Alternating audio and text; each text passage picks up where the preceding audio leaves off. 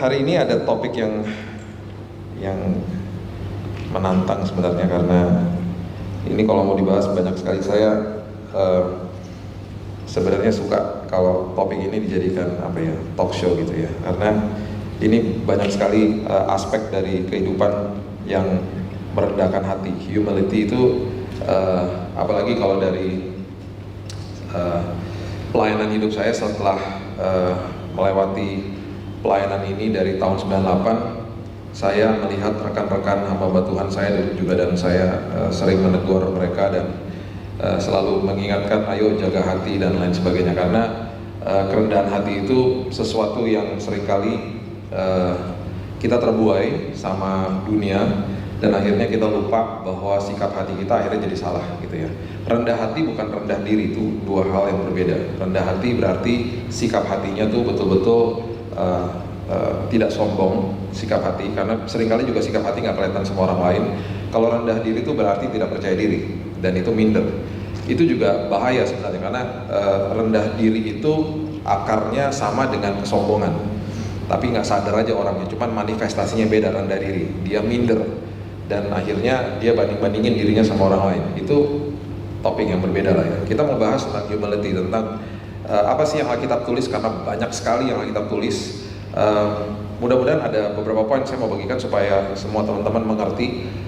Kerendahan hati itu bisa berdampak kemana-mana dan hidup kita jadi luar biasa sebenarnya kalau kita mengerti prinsip ini. 2 Korintus 4 ayat 5, ada kemungkinan ada beberapa ayat yang cukup banyak ayat, saya berikan, catat aja.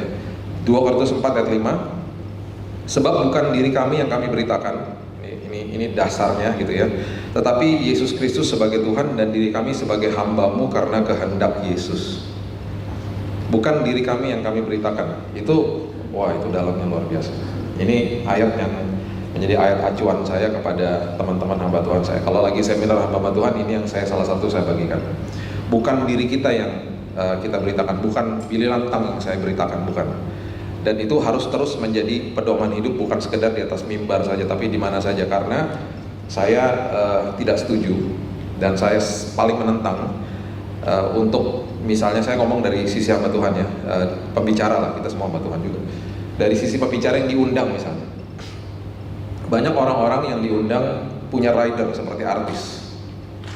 Rider itu berarti saya mau naik pesawat ini, saya harus duduk di bisnis kelas misalnya, saya harus bawa keluarga saya harus tinggal di hotel bintang 5 misalnya, saya harus dijemput sama mobil ini misalnya, saya harus makan di tempat itu dan seterusnya. Bahkan ada beberapa yang tanya dulu PK-nya berapa nanti, kemudian ditanya lagi jemaatnya banyak nggak, tempatnya di mana. Itu riders namanya. Dan waktu saya dari yayasan saya pernah mengundang hamba Tuhan untuk pembicara untuk khotbah di salah satu acara besar kami di yayasan kami, yaitu acara Natal. Itu yang terjadi, kami dikasih selembar kertas waktu itu di fax, dan itu harus ditulis. Saya bilang sama staf saya nggak usah ditulis, nggak usah diundang, karena bagi saya udah menunjukkan kepada diri saya bahwa ini bukan memberitakan isi hati Tuhan, memberitakan dirinya ya. Itu ayat ini. Dan saya sengaja buat podcast kemarin, di podcast saya undang salah satu hamba Tuhan, kita belak-belakan ngomongin persembahan kasih, karena saya udah capek sama hal-hal seperti begini. Ini salah satu dari kalau saya bisa bicara ini, saya bicara dari komunitas pembicara hamba Tuhan gitu ya, dan itu yang terus harus diluruskan. Jadi saya mempunyai kesempatan seperti begitu kalau saya lagi seminar sama mereka. Jadi kalau saya bicara di depan mereka, ya itu yang saya sampaikan gitu ya. Jadi sebab bukan diri kami yang kami beritakan, ini bisa masuk ke dalam hal-hal yang tadinya tabu, nggak dibicarakan. Kita bisa bongkar semuanya kalau hal seperti ini, karena sikap hati itu banyak sekali nggak ketahuan ya. Sikap hati banyak sekali orang nggak bisa lihat, belaga di depannya manis-manis, tapi sikap hati begitu. Jadi kalau kita mau ngomong kalau kita mau bicara soal kerendahan hati, kita harus benar-benar bongkar sampai ke akar-akarnya. Sebenarnya itu sebenarnya. Mudah-mudahan ini dasarnya supaya teman-teman mengerti. Ya, yang pertama, prinsip yang pertama itu Yesus mengajarkan kepada murid, sama lah, mereka juga begitu. Mereka rada-rada belagu gitu ya, karena mereka tahu bahwa Yesusnya hebat buat mujizat, digandrungi banyak orang dan lain sebagainya. Mereka akhirnya bertengkar di antara mereka, siapa yang akan jadi pemimpin dan seterusnya dan seterusnya. Bahkan ibu daripada Yohanes dan Yakobus datang kepada Yesus satu hari dan tanya, gimana nih caranya supaya anak-anak saya bisa duduk di sebelah kanan Bapa nanti? Kan kurang ajar, duduk di sebelah kanannya Bapa. Yaitu sampai Yesus bilang itu bahkan adalah kedaulatan daripada Bapa di surga. Sampai kayak begitu loh nanya. Nah, di Markus 10 ayat 43 itu perikop yang sama. Ada kemungkinan ini kejadian di tempat yang sama, ibunya tanya, sekarang Yohanes sama Yakobus nanya juga gitu ya. Jadi ini jawaban Yesus, Markus 10 ayat 43. Tidaklah demikian di antara kamu, barang siapa ingin menjadi besar di antara kamu, hendaklah ia menjadi pelayanmu. Ini jawaban Yesus. Barang siapa ingin menjadi terkemuka di antara kamu, hendaklah ia menjadi hamba untuk semua orang, untuk semuanya. Karena anak manusia, karena Yesus juga datang bukan untuk dilayani, melainkan untuk melayani dan untuk memberikan nyawanya menjadi tebusan bagi banyak orang. Saya ada karena saya harus melayani. Saya ada bukan untuk dilayani. Jadi itu jadi prinsip hidup saya selama 24 tahun pelayanan. Dan itu yang selalu saya ingatkan diri saya untuk jaga hati. Jadi sampai hari ini saya atur sendiri jadwal saya kasih kesaksian diri saya sendiri lah ya, supaya teman-teman ngerti. Saya nggak pernah suruh sekretaris atau siapapun yang ngatur jadwal saya, karena saya cukup teliti orangnya. Jadi semua jadwal yang masuk ke saya screenshot. Prinsipnya yang penting sayanya benar, bukan yang penting saya tidak salah gitu loh. Kadang-kadang gerejanya salah gitu. Jadi saya kadang-kadang belum dikonfirmasi mau hari minggunya, saya yang kontak mereka dulu karena nggak dapat konfirmasi. Bu, Pak, ini hari Minggu menurut jadwal saya ngisi di sana, betul nggak gitu? Nah, beberapa kali, nggak sering sih ya, adalah 1-2 kali 1 tahun mereka kasih tahu, oh enggak Pak, nggak ada gitu. Nah, screenshotnya kan saya simpan selalu, saya kirim balik, ini loh pembicaraan kita. Oh ya ampun Pak, mohon maaf gitu. Nggak masalah, sama sekali nggak masalah. Yang penting bukan saya yang salah gitu loh ya. Jadi semua jadwal yang masuk ke saya, semua orang yang nanya sama saya jadwal, yang datang duluan, yang minta duluan, itu saya kasih. Saya prinsipnya gitu. Nah, satu hari saya diundang sebuah gereja yang sangat kecil yang ada di Gang di Jakarta. Di hari yang sama ada sebuah gereja yang sangat besar mengundang saya. Dan saya bilang sama orang itu, mohon maaf Pak, nggak bisa, udah terisi. Mungkin ada kemungkinan ini karena gereja besar, dia ngerti, dia punya kemampuan besar gitu ya. Jadi dan mungkin biasa juga nggak ditolak gitu ya. Kemungkinan besar dia nggak pernah ditolak gitu. Sama orang siapapun yang diundang pasti mau. Dia tanya sama saya, emang ada apa Pak? Gitu. Saya udah ada jadwal, saya bilang gitu. Dan kemudian dia mulai tanya begini, mohon maaf Pak, jadwalnya di mana gitu. Pertama saya masih belum sadar gitu. Saya bilang, oh saya ada jadwal di sini, saya sebut gerejanya. Ya sekarang zaman sosial media jadi bisa di Google dan lain sebagainya. Dan itu kalau di Google kelihatan lah, kalau dilihat klik fotonya gitu, lokasi dan semuanya kelihatan di gang. Bahkan kalau saya ke sana, mobil saya parkir di depan, saya jalan masuk ke dalam gang. Bahkan saya pernah naik Grab ke sana karena susah parkir di situ. Tiba-tiba dia bilang begini, Pak, nggak bisa dibatalin aja tuh yang di situ.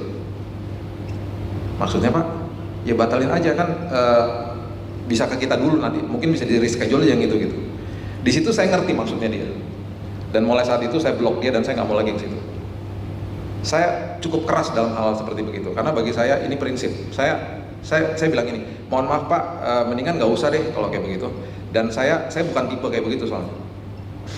Itu bagi saya sikap hati soalnya. Jadi banyak orang datang kepada saya, mungkin karena ngelihat saya ada di gereja besar segala macam, sungkan gitu ngundang misalnya.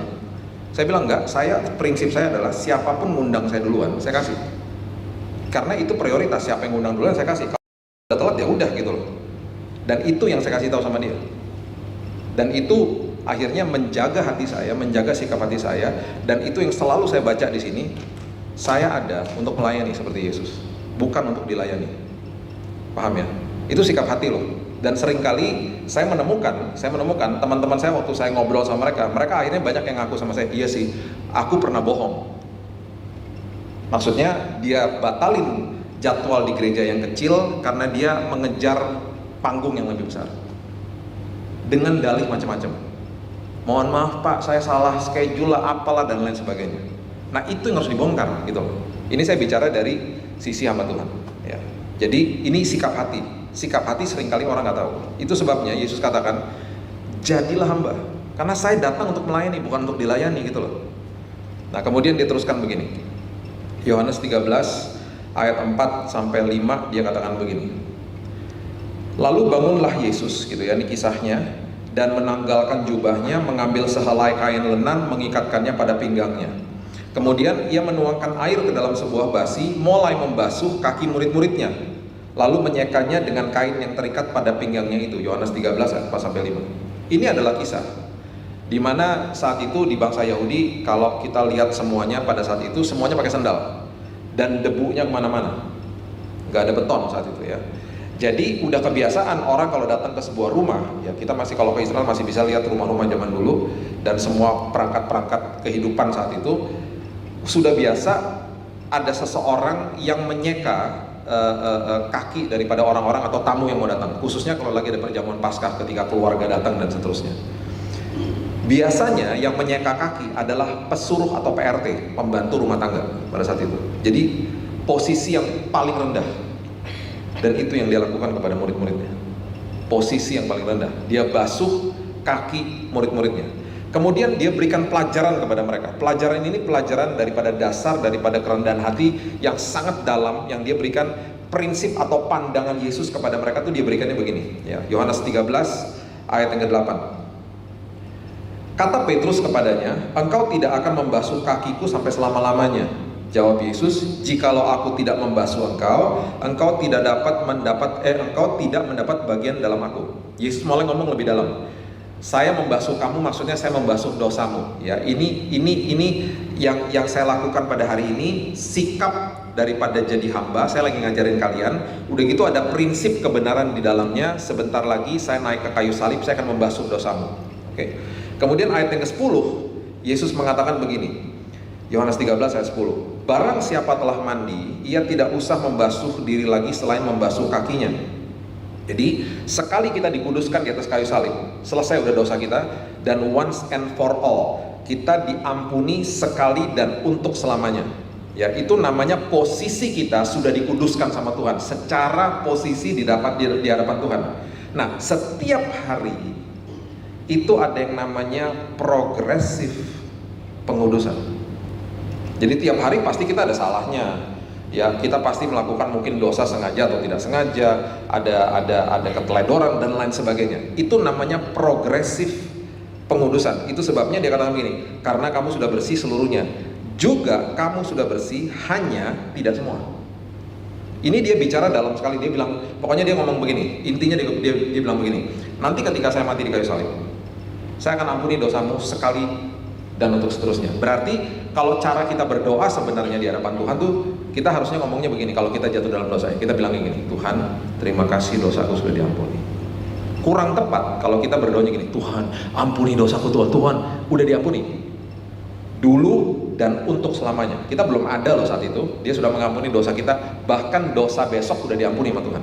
Bukannya berarti itu tiket buat dosa, bukan ya. Saya udah pernah ajarkan dosa selalu ada akibatnya ya. Akibatnya itu juga bukan kutukan dan hukuman dari Tuhan, itu karena ulah kita sendiri.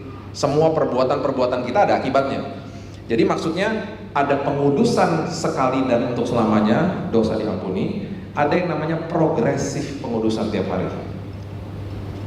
Jadi makanya dia katakan sudah bersih, hanya tidak semua. Nah, itu dia berikan prinsip ini kepada mereka. Dan kemudian dia katakan begini, Yohanes 13 ayat 15. Ini dasar kalau kita mau jadi hamba, kita mau melayani orang, kita mau gampang memaafkan orang lain, kita mau hidup kita untuk bersahabat, kemudian tidak menimbulkan kericuhan, damai nomor 1 dan seterusnya. Ini ada di ayat ini, Yohanes 13 ayat 15.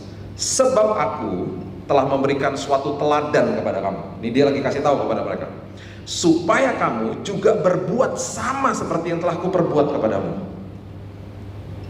Selalu di kanan kiri kita pasti ada orang-orang yang berbuat salah. Sama kita juga banyak salahnya, sama aja.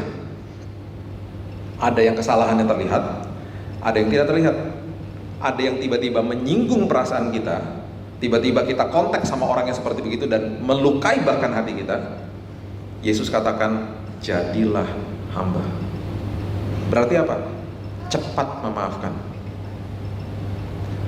Kita nggak perlu untuk jadi sahabat sama semua orang. Kita jaga jarak nggak masalah gitu loh. Oh, ini orang seperti begitu, ya udah aku jaga jarak. Yang penting aku tidak kepahitan sama dia. Yang penting ketika aku ketemu sama dia, aku bahkan nyapa duluan. Gitu loh. Itu yang diajarkan sama Yesus, sikap hati. Sikap hatinya tuh hamba gitu loh. Ketika saya ketemu, tugas saya melayani dia. Salah satu tugas melayani dia adalah saya nyapa duluan, halo gitu. Jangan silent treatment. Jangan nyebelin, buang muka aja. Bukan itu yang diajarkan. Karena dia katakan begini, pengudusan itu terjadi tiap hari loh, karena kamu juga banyak salahnya, gitu loh. Orang lain juga gitu. Sekarang kamu lakukan apa yang aku lakukan kepadamu, gitu loh maksudnya. Jadi membasuh kaki itu artinya dalam, bukan sekedar basuh kaki terus dia kasih tunjuk, nih loh, aku mau jadi seperti apa. Enggak. Dia basuh kaki terus diajarin. Oke, nanti kalau aku mati, kita bisa terjadi namanya positional sanctification. Posisimu dikuduskan di hadapan Tuhan.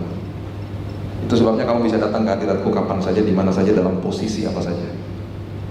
Kemudian setiap hari terjadi pengudusan secara progresif dalam hidupmu. Karena aku pasti buat salah. Apalagi orang lain. Lakukan apa yang aku lakukan kepadamu, terapkan itu kepada orang lain. Kemudian dia lanjutkan lagi di Yohanes 13 ayat 17, dikatakan begini, jikalau kamu tahu semua ini, maka berbahagialah kamu jika kamu melakukannya. Seringkali di dalam pikiran kita yang kita ditipu sama iblis adalah, enak aja, ngapain aku negur duluan, ngapain aku maafkan dia, untung dong dia, rugi dia aku. Enggak, itu salah, itu kebohongan iblis.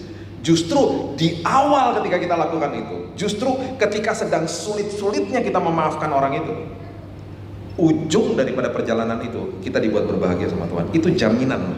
Itu jaminan. Justru kita akan kurus kerontang dan akhirnya penuh dengan penyakit kalau kita simpan kepahitan. Karena kita beranggapan bahwa enak aja. Makanya ketika suami istri datang kepada saya dan istri saya, dan kemudian kita sering sekali bilang sama mereka begini, Pak, Bu, bilang maaf duluan sama pasangan. Sering kali mereka bilang ini, enak aja, kan dia yang salah. Bukan itu prinsipnya. Kita mengampuni dia sama seperti Kristus mengampuni kita. Saya melakukan itu sama seperti Kristus melakukan itu kepada saya. Bukan berdasarkan apa yang dia lakukan kepada saya, bukan. Di awalnya nggak enak memang, karena kan lawan daging, betul-betul enak. Jaminannya adalah kamu pasti berbahagia, karena kita lepaskan segala-galanya. Itu sikap hamba namanya. Itu sikap hati, dan seringkali itu nggak kelihatan. Nah kemudian ini yang paradoks gitu ya, yang merupakan sebuah sesuatu yang kalau kita lihat sepintas kok bertentangan banget gitu ya. Diajarkan begini di 1 Petrus 2 ayat 9. Firman Tuhan katakan begini. Prinsip yang kedua gini, tetapi kamulah bangsa yang terpilih, imamat yang rajani, royal priesthood namanya, bangsa yang kudus, umat kepunyaan Allah sendiri, supaya kamu memberitakan perbuatan-perbuatan yang besar dari Dia yang telah memanggil kamu keluar dari kegelapan kepada terangnya yang ajaib. Kamu bangsa yang terpilih, kita semua dipilih sama Yesus. Kemudian dia katakan begini, kamu adalah imamat yang rajani. Berarti kamu hebat loh, kamu luar biasa loh. Dia katakan begitu ya. Bangsa yang kudus, umat kepunyaan Allah sendiri. Kamu punya aku loh. Kalau kita baca ini, mungkin kita berpikir begini, aku disuruh jadi hamba, sekarang aku disuruh jadi imamat rajani. Maksudnya apa sih? Nah, ini yang Yesus ajarkan. Ini yang Alkitab ajarkan. Sikap hati hamba, perilaku di luar rajani. Apa yang kita lakukan dengan hebat, tapi hatinya hamba. Jangan kebalik. Kalau kebalik, luarnya seperti hamba, begini-begini, oh iya, dalamnya rajani, mangkel terus. Ajar nih orang. Kebalik jadi apa? Munafik, kesombongan terjadi. Rajani itu nggak boleh jadi sikap hati. Rajani itu perilaku di luar, karena royal priesthood, imam yang rajani. Saat itu imam besar waktu di zaman perjanjian lama, oh luar biasa, jubahnya beda sama yang lain, dari kaum Lewi. Hari pendamaian ketika dia mau masuk ke dalam ruang Maha Kudus, itu upacara luar biasa yang dielulukan dia, imam besar, karena dia mewakili untuk menghapus dosa para umat bangsa Israel. Tapi itu udah gak ada lagi, karena ada imam besar namanya Yesus yang masuk ke dalam ruang Maha Kudus, tidak membawa darah daripada hewan, membawa darahnya sendiri. Dia mengorbankan hidupnya. Sekarang diajarkan, sekarang kamu imamat rajani ya, itu artinya perilakumu rajani, gitu loh. Jadi apapun yang kita lakukannya betul-betul profesional dalam hidup ini, gitu loh. Jadi yang namanya silent treatment itu bukan rajani, itu anak kecil. Jadi kalau ada orang nyebelin sama kita nggak usah kasih kita wah aku ngomongan sama dia gitu. Itu anak kecil. Saya punya sikap rajani. Saya ketemu sama orang yang nyebelin saya, paling tidak saya sopan sama dia. Saya nggak usah berteman sama dia kok. Saya nggak usah deket-deket sama dia. Saya akan jaga jarak sama dia. Itu nggak salah. Tapi rajani, itu yang Yesus ajarkan. Jadi ketika kita mengerti prinsip ini, kita mengerti apa yang Yesus ajarkan tentang kedua hal ini. Ya. Filipi 2 ayat 5 sampai ayat yang ke-7 mengatakan begini. Filipi 2 ayat 5 sampai 7. Ini prinsip yang Yesus ajarkan, dan ini yang dicatat oleh Filipi, dikatakan begini. Hendaklah kamu dalam hidupmu bersama menaruh pikiran dan perasaan yang terdapat juga dalam Yesus Kristus. Apapun yang kamu lakukan seperti Dia. Walaupun dalam rupa Allah, tidak menganggap kesetaraan dengan Allah itu sebagai milik yang harus dipertahankan. Bahkan dalam tanda kutip meninggalkan tahtanya untuk menjadi sama seperti manusia, melainkan telah mengosongkan dirinya sendiri, mengambil rupa seorang hamba menjadi sama dengan manusia. Itu adalah prinsip hamba yang rajani, mengambil rupa manusia. Raja atas segala raja yang memiliki tahta yang luar biasa mengambil rupa manusia. Sama seperti kita kalau ngomong sama anak kecil. Kalau kita bicara sama anak kecil kan kita nggak mungkin pakai sikap kita yang tidak menyesuaikan diri sama dia. Dia kan, kita pasti ngomongnya begini, hai namanya siapa? Gitu kan. Itu adalah prinsip Filipi 2 ayat 5 sampai 7. Tuhan jadi manusia. Dia mengambil rupa manusia, dia berbahasa bahasa kita, bahasa manusia supaya kita ngerti. Itu sebabnya dia bicara sama murid-muridnya, dia ajarkan murid-muridnya yang banyak kali memang nggak mudeng, sama seperti kita juga kok, memerlukan waktu untuk akhirnya ngerti firman. Jadi itu sikapnya dia yang dia ambil menjadi manusia. Nah, kalau kita mengerti prinsip ini, kita akan belajar juga untuk menjadi seperti Kristus. Apa? Penyesuaian diri. Penyesuaian diri sama orang lain. Kita untuk melayani kok, bukan untuk dilayani. Jadi saya harus menyesuaikan diri sama orang yang nyebelin sama saya pun, saya menyesuaikan diri sama dia. Saya ngikutin aja caranya dia. Pernah ketemu orang kalau ngobrol dan tiba-tiba dikit-dikit kita ngomong, tiba-tiba dia akan terus potong dan dia akan selalu ngomong tentang dirinya sendiri. Capek nggak? Capek. Lagi ngobrol, tiba-tiba, oh ya saya juga gitu Pak, oh ya saya juga gitu, oh saya gini. Diam. Jadi Pak gimana Pak? Terus dia ngobrol lagi sama saya. Terus saya ngomong, jadi saya gini Pak, saya gini. Oh ya saya juga gitu Pak, saya gini. Panjang deh jadinya. Lama-lama saya bilang, Bapak ini cerita nih. Gitu. Pernah ketemu orang seperti begitu? Itu adalah ciri-ciri orang yang ya gitulah, yang akhirnya mempunyai sikap yang sama sekali tidak rajani. Makanya Yakobus katakan apa?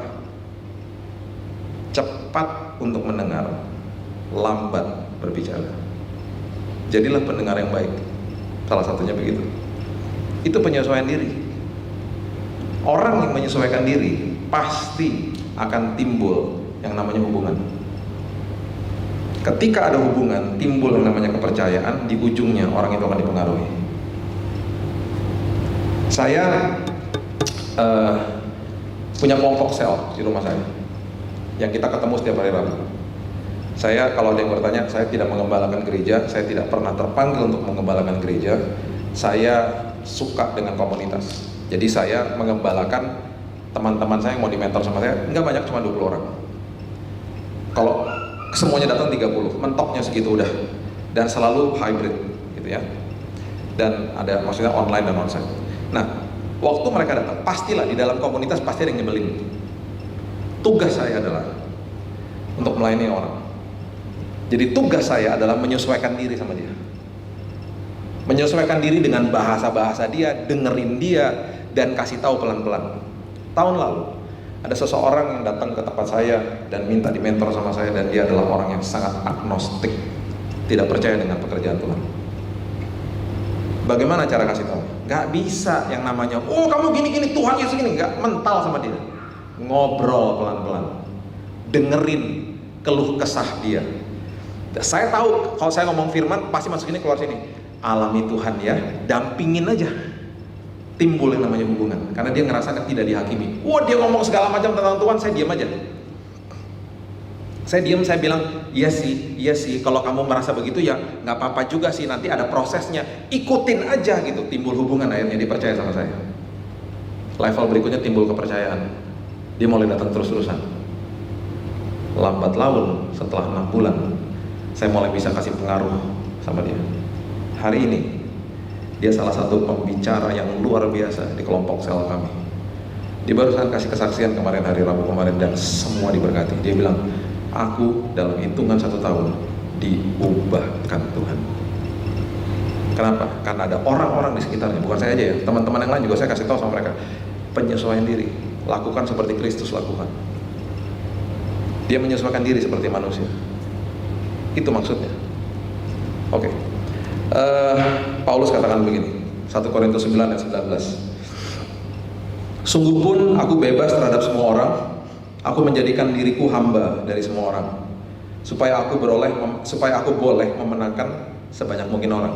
Perhatikan, ini jelas banget. Demikianlah bagi orang Yahudi, aku menjadi seperti orang Yahudi, supaya aku memenangkan orang-orang Yahudi. Bagi orang-orang yang hidup di bawah hukum Taurat, aku menjadi seperti orang yang hidup di bawah hukum Taurat, supaya aku sendiri tidak hidup di bawah hukum Taurat, supaya aku dapat memenangkan mereka yang hidup di bawah hukum Taurat. Prinsipnya gini, aku pilih lantang menjadi seperti orang yang agnostik. Menjadi seperti itu toleransi. Kalau menjadi itu kompromi. Saya tidak kompromi, saya toleransi. Menjadi seperti. Paulus katakan, aku menjadi seperti mereka supaya aku bisa ngobrol sama mereka, dan lambat laun aku kasih pengaruh firman Tuhan supaya aku bisa memenangkan mereka. Paham ya? Itu yang Yesus ajarkan, sikapnya hamba. Berkali-kali saya tersinggung ketika Yesus saya dicela-cela sama dia. Ada momen-momen di mana saya pengen ngomong, enggak gitu, Yesus enggak gitu. Tapi sabar. Saya selalu ingatkan diri saya di sini untuk melayani, saya di sini untuk menyesuaikan diri saya sama dia. Dengerin aja.